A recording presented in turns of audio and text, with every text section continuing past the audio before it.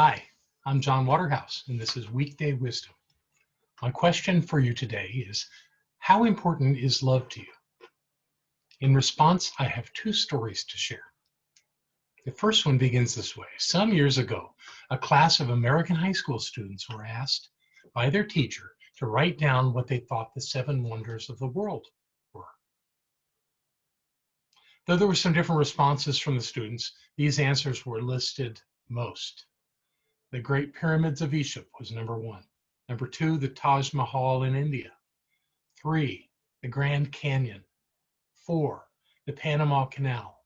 5, the Empire State Building. 6, St. Peter's Basilica at the Vatican. And 7, the Great Wall of China.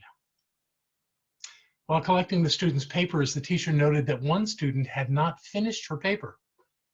So the teacher asked the girl if she was having trouble with her list.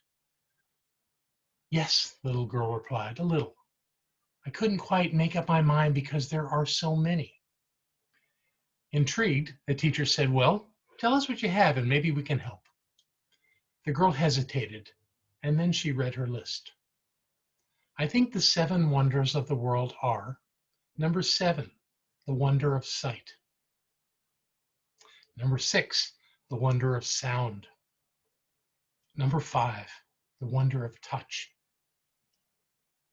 Number 4, the wonder of taste. Number 3, the wonder of feeling. Number 2, the wonder of laughter. And number 1, the wonder of love." I like the girls' answers better. They remind me of how often we overlook things in our lives because they're always there. We don't tend to give thanks and be grateful for things that we take for granted. Yet some of these things are truly wondrous, and without them, our lives would be very different. Perhaps the most precious thing in our lives cannot be built or bought by any of us. We already have them. My second story takes place in a hospital ward where a nurse escorts a tired, anxious young man in military uniform to a bedside. "Your son is here," she says to the old man in the bed. She has to repeat that several more times before the patient opens his eyes. He's heavily sedated to help ease the pain, and he could barely see the young Marine standing by his bed. Nonetheless, he reached out his hand, and the Marine wrapped his toughened fingers around the old man's limp ones, squeezing a gesture of love and encouragement.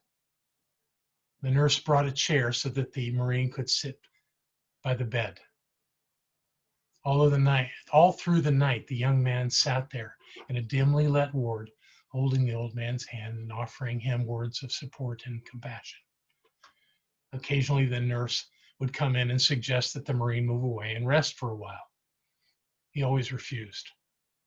Whenever the nurse came into the ward, the Marine was oblivious of her presence and to all the night noises in that hospital ward, the clanking of oxygen tanks, the laughter of the night staff as they exchanged greetings, and the cries and moans of the other patients.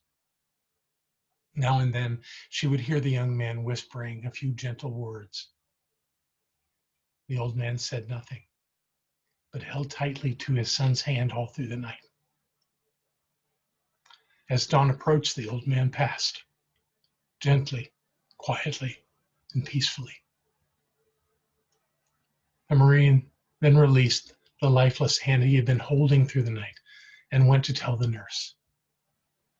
While she did what she had to do, he waited. Finally, she returned and began to offer him words of sympathy, but the Marine interrupted her. "Who was that man?" he asked. The nurse was startled. "He was your father," she answered. "No, he wasn't," the Marine replied. "I've never seen him before." "Then why didn't you say something when I took you into him?" "I knew right away there'd been a mistake, but I also knew he needed his son. And his son wasn't there.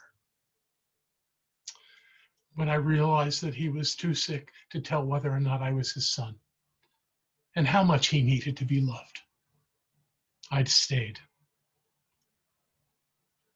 That young Marine knew how to put love above all else. So as you go through your day, I encourage you to put love first on your list of what's important. If you do, I know that it will bring more blessings into your life and into the lives of those around you, more than you could ever imagine.